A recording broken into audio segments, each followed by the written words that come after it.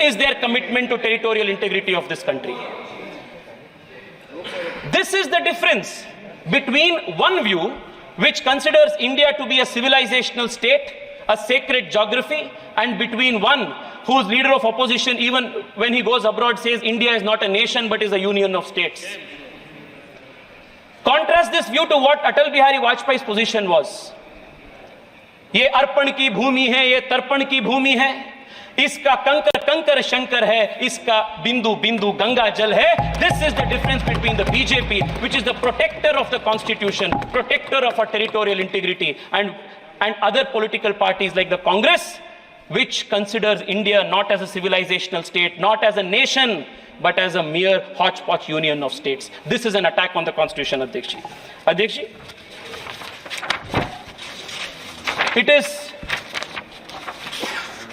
is this difference in the philosophy of approaching the nation and the constitution that resulted in the Congress party and its successive dynastic prime ministers attacking not just the constitution but the very soul of this country. The forcible insertion of socialist and secular in the Indian constitution during the 42nd amendment was not the first attempt at introducing these two ideas in the constitution and making the constitution rigid. Even during the Constituent Assembly debates, a proposal was made to add socialist and secular into the country's preamble and the constitution. And this was categorically rejected by Baba Saheb Ambedkar. And the reason why Baba Saheb Ambedkar rejected this is very telling. Baba Saheb Ambedkar, while rejecting the proposal to add socialist and secular, makes this very important observation.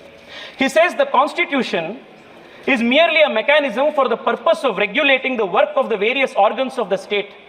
It is not a mechanism whereby particular members or particular parties are installed in office.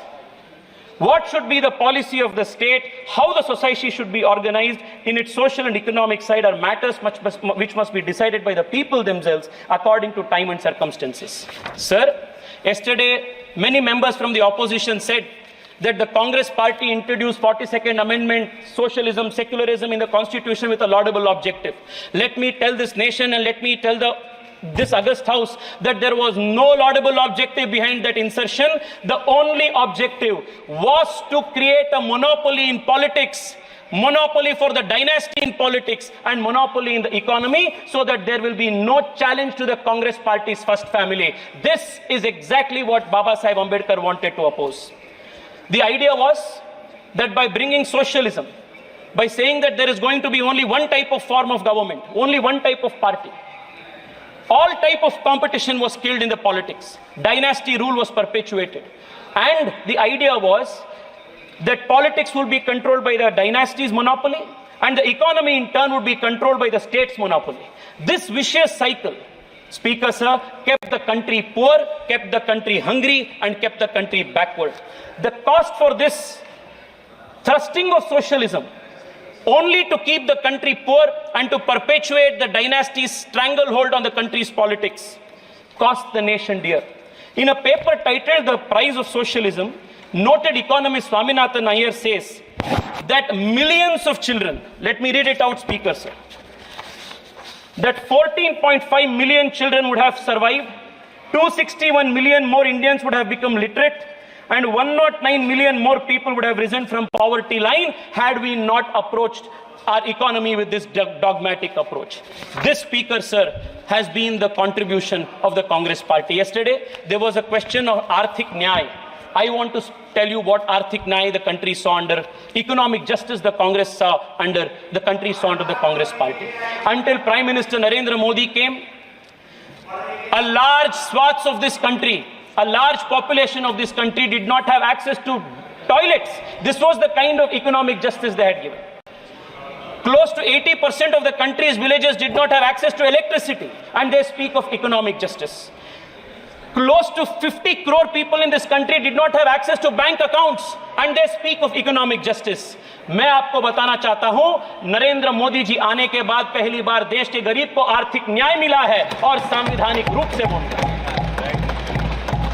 अध्यक्ष जी, Because Baba Saheb Ambedkar was such a staunch opponent of this Congress style of politics, Pandit Nehru declared Baba Saheb Ambedkar to be his enemy number one politically.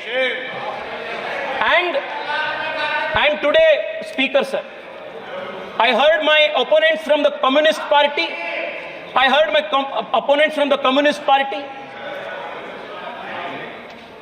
state that the RSS was against the Ambedkar and Ambedkar's constitution. There cannot be anything farther from truth than that assertion.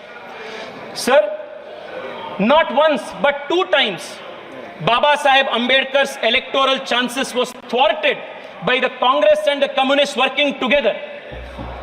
And Savitri Ambedkar, in her book, Reminiscences of My Life with Ambedkar, notes that S.A. Dange, upon the instructions of Pandit Nehru, worked overtime to defeat Ambedkar in both the by-elections. Make it brief. Make it brief.